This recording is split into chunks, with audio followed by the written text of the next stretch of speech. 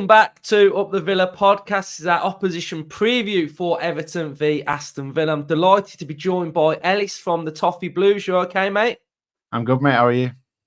Yeah, I'm good, mate. We've just been on your show and I've just learned all about Everton and how you're feeling. So I'm going to ask you how you're feeling about facing Aston Villa now. So go and check out the Toffee Blues and you'll find me on there as well. So we've done our match preview and I've said I really like Everton, really like Dyche, a club that I'm really fond of. So just talk to us about what's been going on at Everton then. And I think we've got to start it off with the points deduction. Like, how are you guys all feeling with that now? It's sort of settled into 10 points. So, what's the vibe now around Everton?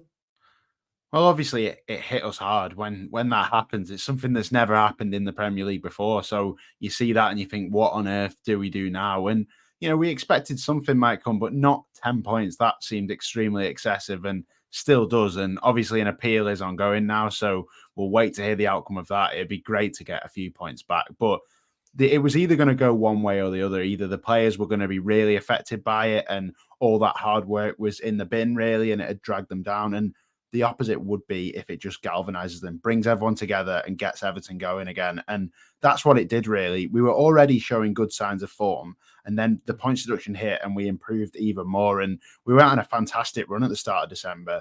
We won like 4 games in a row and we couldn't quite believe what we were seeing. And it was the away form that was looking the best. And then we had a week where we beat Newcastle and Chelsea in the same week.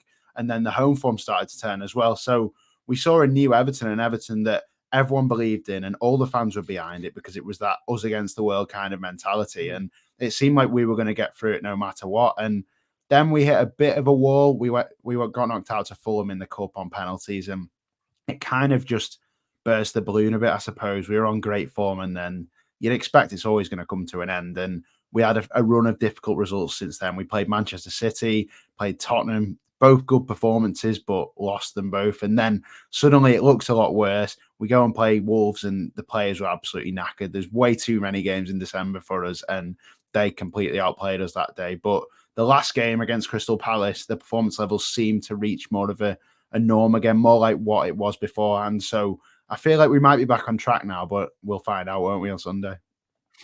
Yes, you will. So there's always that phrase of like the table never lies when you look at your team and you see where your team is. But I think this season it kind of does for Everton because you bet you're 10 points better than where you should be. If we were looking at the league table now, you're in 12th place. And I think that finish would be a good finish if you were to finish in and around there and build and grow. You mentioned the last couple of games, lost 3 Premier League games in a row without Doucouré. You're telling me Doucouré might be back. So that's a big boost for Everton. So, talk to us a bit about Dyche ball. Are you happy watching it? Is it good to watch? Yeah, it is. And I know you like Dyche ball as well. You were talking about how you enjoy it. And I do. I do, mate. I do. I think it's a myth, really, that the football's horrific to watch. And everyone pigeonholes him in this certain style that he obviously played with the Burnley team who were really a very poor Premier League team, in honesty. No disrespect to them because he did incredibly with them. But I think he worked with what he had. And now at Everton, yes, we don't play like Aston Villa do and have all the possession and dominate teams in that way. But we have a style which I quite enjoy. We get the ball from one end of the pitch to the other as quick as we can. We've got the second quickest from defence to attack in the league. So obviously that shows that there's a bit of excitement there. When we win the ball back, we transition quickly. And I enjoy watching it. I feel like he's got us organised and he's probably the first manager since David Moyes where I can look at the players and go, they give absolutely everything in every single game. And I think it's Sean Dyche that's helped set that mentality and get them like that. So I'm really happy with him. I think he's just the right guy to get us through these tough waters at the moment. If there could have been any manager to help get us through the points deduction and keep everyone's heads level, it's Sean Dyche because you can see in his press conferences, he keeps himself level. So if we win, he's not too high. If we lose, he's not too low. And that's what you need when you've been hit with something as bad as a 10-point deduction. Yeah, and I think his mentality's always spot on, isn't it? He wants 110% every single week. You've got to give it. If not, then you probably won't be playing. And I think you know I think when you look at different teams of where they are and what the future holds, and like you say, I think he's the perfect man because you're moving into a new stadium soon.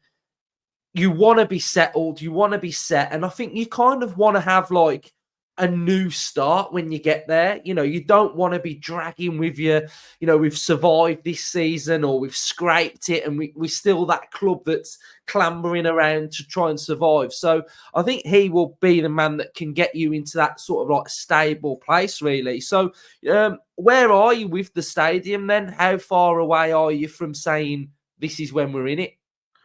Well, we now have an official completion date, so it's due to be completed in December 2024. So around a year from now, that it'll be all ready to go, awaiting test events and stuff. So that's when it's going to be done. But there was a bit of debate over whether Everton would have a mid-season move or not, and I think a lot of fans thought, no, that's not what we want, because you guys understand with Villa Park, Goodison Park's one of the most traditional grounds in England, and it means so much to us that to leave it, like if you just imagined suddenly you were told you were leaving Villa Park in the middle of a season, you'd hate it, wouldn't you? So we want to give that true send off to Goodison, which is why, even though the stadium's going to be built in December 2024, we won't move into it until August 2025. That basically the start of the following season. So it's there in our sights ahead of us, and I'm just hoping that by that time you've got a more stable Everton that, like you say, isn't bringing any baggage with it and is just ready to move in and start that new era. Yeah, definitely. We'll talk a bit about recruitment now. I was driving around yesterday and I heard Dan Juma's agent on there saying that he's looking for a move and might be moving. There's Onana, rumours, Arsenal. And then are you looking after Ashley Young as well? I know Villa fans will want to hear that you're looking after Ashley Young. So how's Ashley Young doing and where are you with recruitment? Do you think you'll be doing any business in this window? Well, I'll start off by giving you the Ashley Young update. He is injured at the moment, and I'm sure the club are looking after him, but he's been okay for us so far. You can clearly see that he's obviously 38 years old and he isn't quite at it for every single game. And when he comes up against particularly good teams, you just see him make those fouls and get easy yellow cards just because he can't keep up. But he's a valuable member of the squad in the sense that he's experienced. He's obviously going to be helping the younger fullbacks like Mikalenko and Patterson, but I wouldn't want him to be playing every game at this moment, which I don't think he'd expect himself. But onto recruitment for the rest of the team, that Danjuma story, it did worry me a little bit because we've already got quite a small squad. So if that loan gets cancelled and he ends up going to Lyon, like his agents seem to hint they were in talks for, that'd be bad for us. Even though he's not played that much, to lose a member of this already small squad would mean we'd have to replace him. And we aren't currently in a position where we're going to spend a lot in January. Kevin Felwell, our director of football, has said it's going to be a quiet one. So we can't afford to lose anyone, really. Similarly with Amadou Onana, obviously there's been a lot of talk in Belgian media about him perhaps going to Arsenal. And most of it doesn't seem to be true. From the trusted sources at Everton that tend to talk about it, they've said that it doesn't seem to be true yet and nothing's really happened. So I'm hoping he doesn't leave because he would leave a massive hole in the middle of our midfield. And we already don't have that many players in the centre of the park. We lost Tom Davis in summer and didn't replace him. So we don't really have loads of options there already. So to lose our best player in the midfield, it would just be a disaster. In terms of incomings, it seems like not much is going to happen. We might look in the loan market. We've been linked with Hannibal from Man United, and obviously he's a young player, but he might add something to us in terms of energy and maybe someone to just fill that Decore role so there isn't as much pressure on him when he's injured. But other than that, I think it's going to be a quiet one for Everton. Yeah, Hannibal, you'd get a lot of work right out of him, wouldn't you? I think he'd Yeah. run for Dyche, I think. He's So chaos, isn't he? I think he just runs everywhere. that'd probably be a good signing, to be fair. So what are your thoughts then for the rest of the season with Everton then? I mean, as a Villa fan, I look at the table and I think your position is false. I think you are better than where you are, but you still got to get the points, haven't you? I think Luton have got a game in hand over you. So if they were to win that, as it stood, you'd be in the relegation zone. So, where do you feel like you're going to finish this season? Well, it's hard really because we're facing the appeal. Obviously, that's to come in a few days, and we're going to see what happens with that. I think we'll probably find out the result in the next few weeks, I imagine. You'd hope it doesn't drag on because it just affects the whole integrity of the league, doesn't it? Any of those teams down there, they don't know if Everton are going to get some points back. And it could be the case that suddenly a team's plunged into the bottom three if we suddenly get some points back. As you say, Luton are just one win away from putting us back in there. And it shouldn't be the case. The players don't deserve the pressure that they're facing at the moment, being in that battle, because as you've said before, they earn those 26 points, so they shouldn't be anywhere near it. But the reality is that they are, and we have to get out of it. I think Luton will tail off. I'm hoping they do. They seem to be putting in a massive effort at the moment, and I'm just hoping they'll run out of steam, because if they weren't winning, we will probably still have quite a decent gap between the relegation zone and us.